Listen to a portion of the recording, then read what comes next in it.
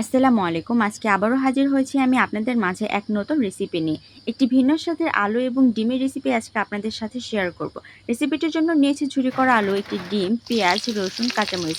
তারপরে কড়াইয়ে পেঁয়াজ, রসুন, কাঁচামরিচ, একটি তেজপাতা, সামান্য পরিমাণে জিরা দিয়ে ভালোভাবে নেড়েচেড়ে এটা গোল্ডেন কালার করে নেব। ডিম আমরা কম বেশি সবাই পছন্দ করে থাকি। এই ডিম ও আলু আমরা বিভিন্নভাবে রান্না করে থাকি। মাছ, মাংস, ভর্তা, ভাজি তো আমরা প্রায় সবসময় খেয়ে থাকি। মুখের স্বাদের একটা ব্যাপার আছে। সবসময় একই জিনিস বারবার খেতে কার বা ভালো লাগে? জিভ চায় অন্য কিছুর স্বাদ পেতে। তো মুখের স্বাদ বদলানোর জন্য আমাদের নতুন, নতুন কিছু ট্রাই করার প্রয়োজন আছে।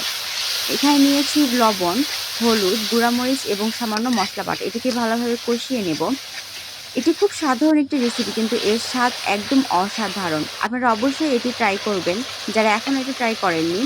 আমি বিশ্বাস করি এটা যদি একবার আপনারা ট্রাই করেন তাহলে আপনাদের অবশ্যই অনেক ভালো লাগবে। তারপর এখানে কেটে রাখা আলুটা আমি দিয়ে নিয়েছি। এবার এটাকে ভালোভাবে কষিয়ে নেব। ডিম খেতে আমি অসম্ভব পছন্দ করি আর ডিমের তৈরি সকল জিনিস আমার অনেক পছন্দ। আপনারা একবার হলেও এটা বাসায় তৈরি করবেন। আমার রেসিপি যদি আপনাদের ভালো লেগে থাকে তাহলে অবশ্যই বেশি বেশি লাইক, কমেন্ট, শেয়ার এবং সাবস্ক্রাইব করবেন। জানি না রেসিপিটি কার কেমন লাগবে কিন্তু আমার ভীষণ পছন্দের একটা রেসিপি। আমি মাঝে মধ্যে এটি তৈরি করি। আমি এখন এটা চেক করে নেব এটা সেদ্ধ হয়েছে কিনা। অনেকটা সেদ্ধ হয়ে গেছে। এটাকে আমি এখন ঘেঁটে নেব। একবারে মিহি করে ঘেঁটে নেব না, হালকা গোটা গোটা আলু রেখে দেব। রেসিপিটি যদি আপনার ভালো লেগে থাকে তাহলে অবশ্যই আপনারা আমাকে কমেন্ট করে জানাবেন। আমি এটাকে ঘেঁটে নিয়েছি কিন্তু একবারে বেশি ঘেঁটে নিইনি। হালকা পরিমাণে আলু টাইপের আছে। এখানে আমি তারপরে ভালোভাবে এখানে অনেক পানি আছে, এই পানিটা আমি আরও কমিয়ে নেব। কমিয়ে নেওয়ার পর্যায়ে এখানে আমি ডিম দিয়ে নেব। ডিমটা আমি পানি কমে গেলে তারপর দেব। দেখতেই পাচ্ছেন পানিটা অনেকটা কমে গেছে। আরও ভালোভাবে আলুটা কষিয়ে নেব। অবশ্যই রান্নার ক্ষেত্রে যত ভালোভাবে তরকারিটা কষানো হবে তত ভালো এটা টেস্ট হবে। কষানোর উপরে রান্নার টেস্ট বাড়ে। তারপর এখানে নিয়েছি একটি পরিমাণের ডিম। ডিমটা এখানে ভালোভাবে নেড়ে চেড়ে আগে রান্না করে নেব। পানিটা এখন পানিটা আমি দিব না। ডিমের এই রেসিপিটি অসম্ভব মজাদার একটি রেসিপি। দেখে মুখে পানি চলে আসার মতো একটা অবস্থা।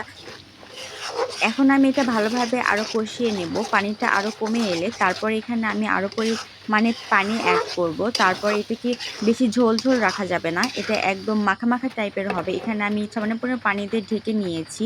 আসলে এই রেসিপিটা অসম্ভব মজাদার একটা রেসিপি। এটা আমি আমার আম্মুর থেকে শিখছি। আমার আম্মু অনেক মজাদার মজাদার রান্না করতে পারে। আমার অসম্ভব পছন্দ এই রেসিপিটি। মাঝে মধ্যে আমি এটি করে থাকি। মাছ, মাংস সবসময় ভালো লাগে না। একটু অন্যরকম করে খেতে ইচ্ছা করে।